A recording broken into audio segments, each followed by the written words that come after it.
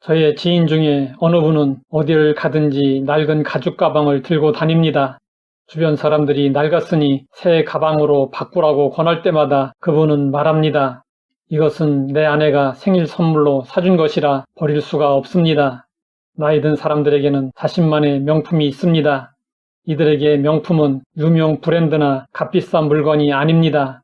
잊을 수 없는 삶의 흔적과 스토리가 담겨 있어서 명품입니다. 그래서 주변에서 새 것으로 바꾸라고 해도 굳이 낡은 가방, 낡은 지갑 등을 소중히 지니고 있습니다. 바울은 갈라디아 성도들에게 복음을 전하고 편지를 마감하면서 마지막으로 자신이 소중하게 여기는 것을 이야기했습니다. 이후로는 누구든지 나를 괴롭게 하지 말라. 내가 내 몸에 예수의 흔적을 지니고 있노라. 바울이 소중히 여기고 자랑스러워했던 예수의 흔적은 무엇이었을까요? 바울은 안팎으로 공격을 받고 있었습니다. 밖으로는 유대인들로부터 배신자라고 공격을 받았습니다. 안으로는 일부 성도들이 바울의 사도권을 부정하며 가짜 사도라고 바울을 비난했습니다.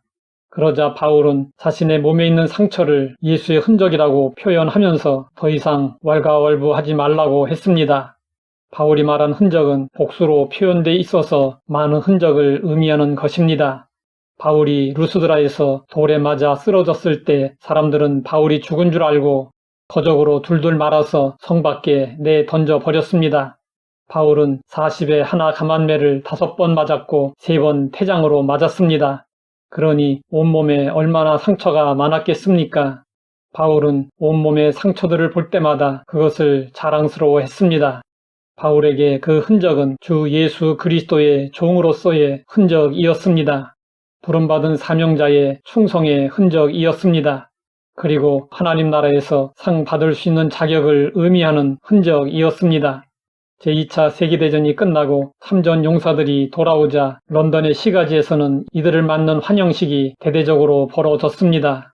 환영식장에는 국왕을 비롯한 지도자들과 고위 인사들이 자리했고 수많은 시민들이 길거리로 몰려 나왔습니다. 바다를 지킨 해군들이 자랑스럽게 지나갔고 그 다음 유럽의 산과 들판을 누볐던 육군이 고무당당하게 행진했습니다. 숫자적으로 열세였지만 독일 전투기들과 용감히 맞서 싸웠던 공군도 폼나게 걸어갔습니다. 각 부대가 지나갈 때마다 사람들은 뜨거운 박수와 환호로 군인들을 격려했습니다. 그런데 행렬의 마지막에 초라한 모습으로 행진하는 조그마한 부대가 있었습니다. 그들이 지나가자 시민들은 물론이고 귀빈들까지 모두 일어나서 경의를 표하며 열렬하게 박수치며 이들을 환영했습니다. 어떤 이들은 눈물을 흘리면서 함성을 지르고 손을 흔들었습니다. 그 부대원들은 나라를 위해 신체의 일부를 희생한 상위 용사들이었습니다. 누구도 그들을 장애인이라고 무시하거나 비웃지 않았습니다. 나라를 위해 전쟁에 참여했다가 입은 상처는 애국의 흔적이었습니다. 이들에게는 상처가 영광이 되었고 사람들 앞에서 자랑거리가 되었습니다.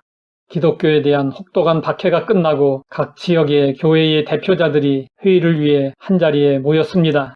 그런데 그 모임에는 성한 사람이 거의 없었고 장애인들 뿐이었다고 합니다. 복음을 위해 예수 그리스도의 군사로 싸우다가 하늘나라 상위 용사들이 된 것입니다. 그들은 이 세상에 그 무엇보다도 귀하고 복된 예수의 흔적을 가지고 있었습니다. 예수님은 제자들에게 말씀하셨습니다. 의를 위하여 박해를 받는 자는 복이 있나니 천국이 그들의 것임이라. 나로 말미암아 너희를 욕하고 박해하고 거짓으로 너희를 거슬러 모든 악한 말을 할 때에는 너희에게 복이 있나니 기뻐하고 즐거워하라.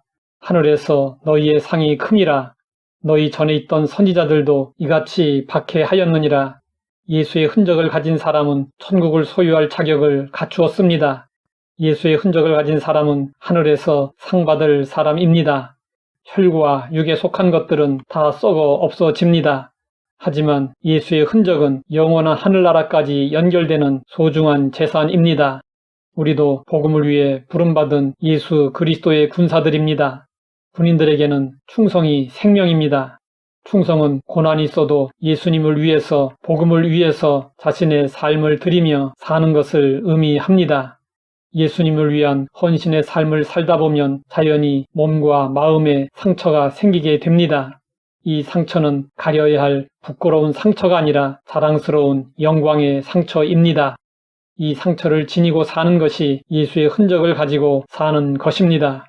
우리도 예수님의 흔적을 지니는 신앙인으로 살아가기를 소망합니다.